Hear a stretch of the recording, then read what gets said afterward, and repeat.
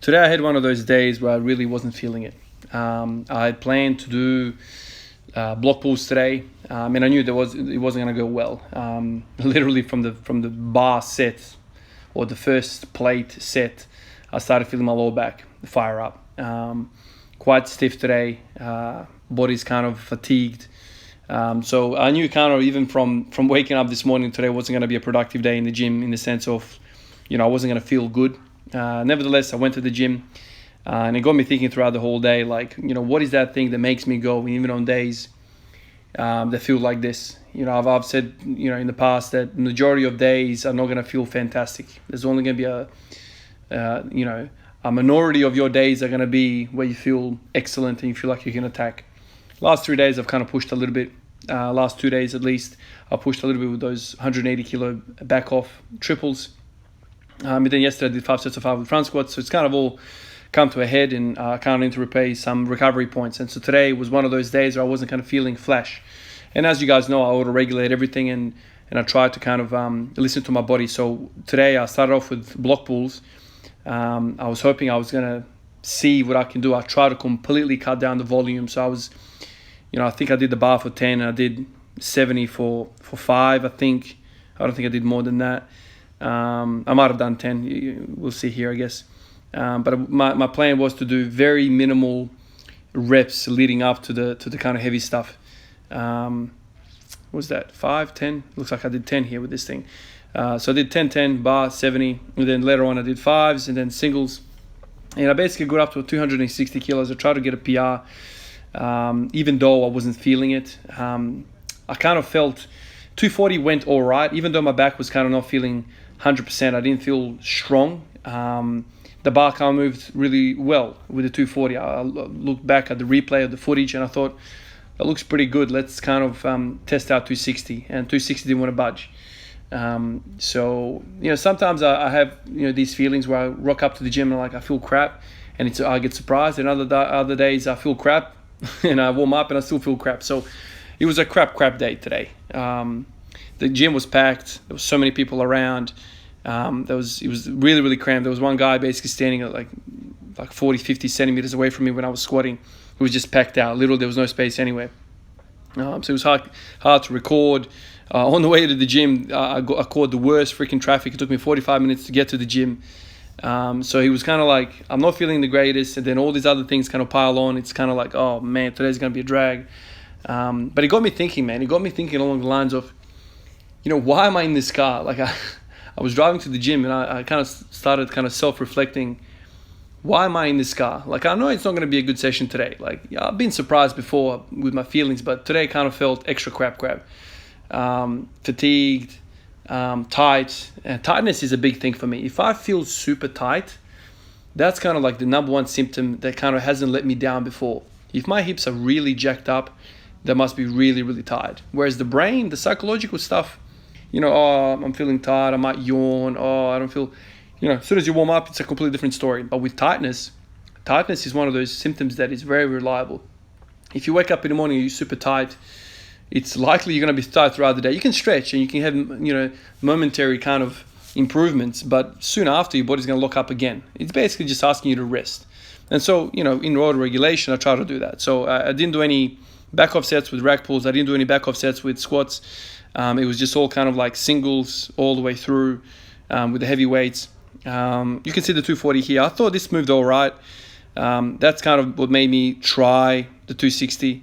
260 didn't want to budge. And I didn't really give it all I had either. I was just kind of like, let's just see how it moves. Let's give it a good go. If it wants to fight, I'm not going to fight it.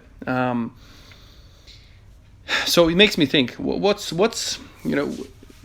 makes me go on days like this? I think this type of conversation is the most important for people, because I think everyone can go to the gym when they feel great. You know what I mean? It's so easy to be on the Golden State Warriors when they winning 70 plus games. It's so easy, man. Everyone's on the bandwagon. The stadium's full every single game. The media is all positive towards you. It's all fantastic.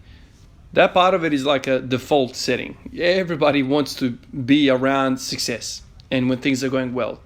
What interests me, though, is what if the tides turn and now you're feeling crap? You're not going to do well. Everything's going to move slowly. What is the self-talk at that point? Because I think that is the champion mind. If you can still put in work, despite all those obstacles that I've kind of mentioned before, you're not into it, you're tired, the traffic screwed you, the gym is full, there's people everywhere, you don't have your space, you don't have your weights, all those type of things, and everything's kind of moving slow on the bar. What gets you off the couch in that moment? Like those are the things, because I think the majority of people in those circumstances will be like, screw it, I'm just gonna turn on some Netflix or play some video games or do something or have a beer at home and relax. This is one of the things that I've kind of tried to explain to people about squat every day. It's more than just a physical endeavor. It's a mental endeavor. It teaches you that no matter what, rain, hail, or sunshine, whatever the hell case might be, you're going to go and work. You're going to go and put in that work. And that stuff, like I mentioned yesterday about carryover, that stuff carries over to everything, man. If you can teach your willpower, if you can train that muscle, willpower, man, that is a formidable foe, man. Like that is, you're teaching yourself, you're teaching your organism who's the boss, that you have control. You're in the worst team in the competition. It's very easy to start fighting against your teammates. It's very easy to start pointing fingers. It's very easy to sit back and be like, it's because of the workout yesterday, I can't work out. It's because of the traffic, I'm pissed off. That's why the session is crap. Because everyone's, it's peak hour at the gym and everyone's in my way. That's why I did poorly. It's very easy to do that. But I think you need to own it. You need to be responsible for it. You need to rock up and embrace the suck. You know what I mean? It sucks. It's shit. You're crap. And I want you to embrace it. I think those are some of the biggest symptoms, I feel like, of a champion. You're down 20 in the game and you're still fighting.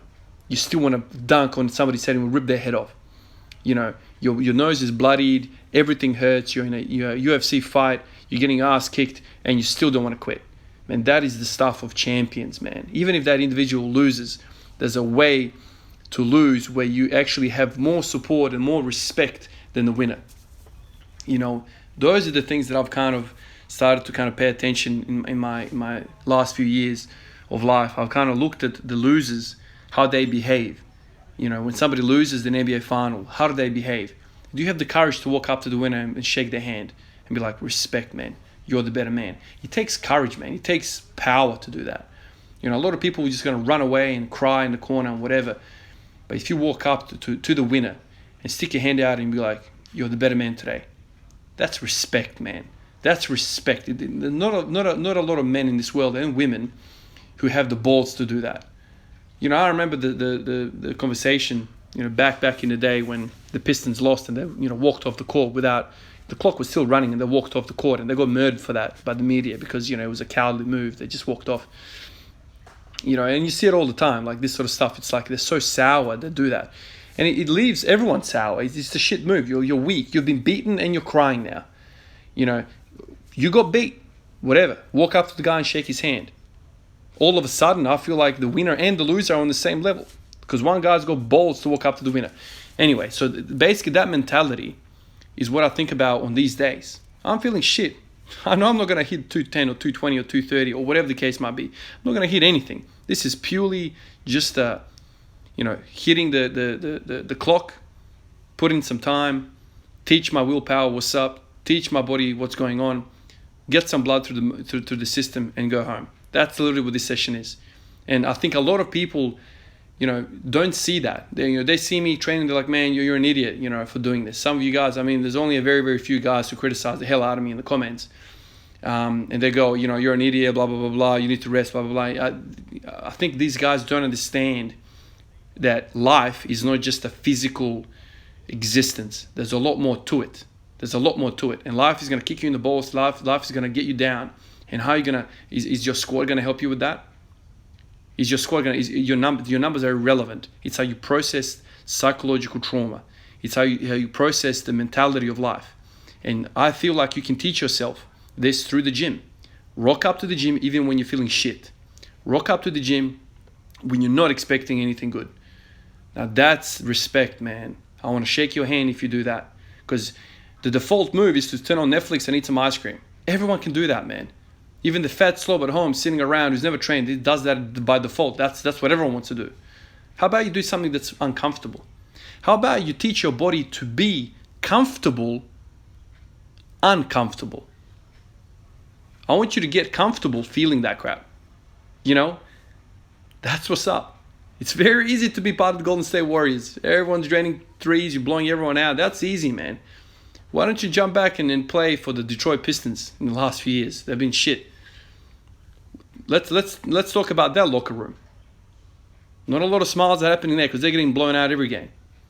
You know, that's the hard stuff. The hard stuff is not the mentality of the Golden State Warriors who have like 4 freaking All-Stars, 4 Hall of Fames basically. You know what I mean?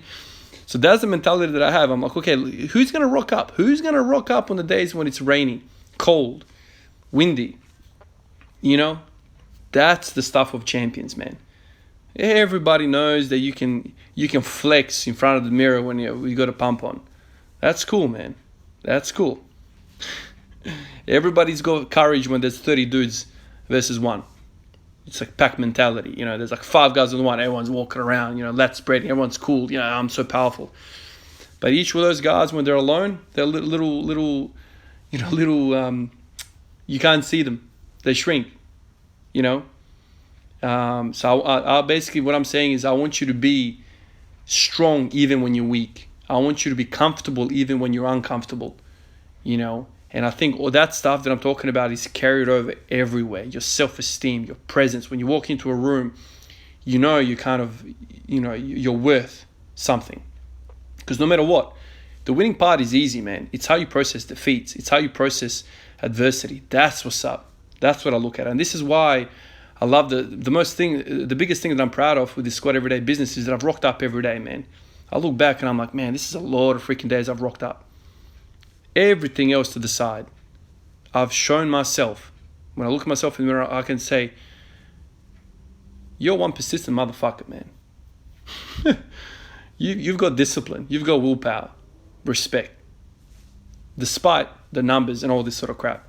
I've shown myself that I can rock up on whatever day of the week. Whatever the season. Whatever's going on. A million things have gone wrong in my life in the last 2 years. And I've still rocked up and I've hit that clock. I'm the master of my willpower. And you can start practicing that. So next time you feel shit, think about what I'm saying to you right now. Let's go. Let's embrace the suck. Catch you guys in the next one. Peace out.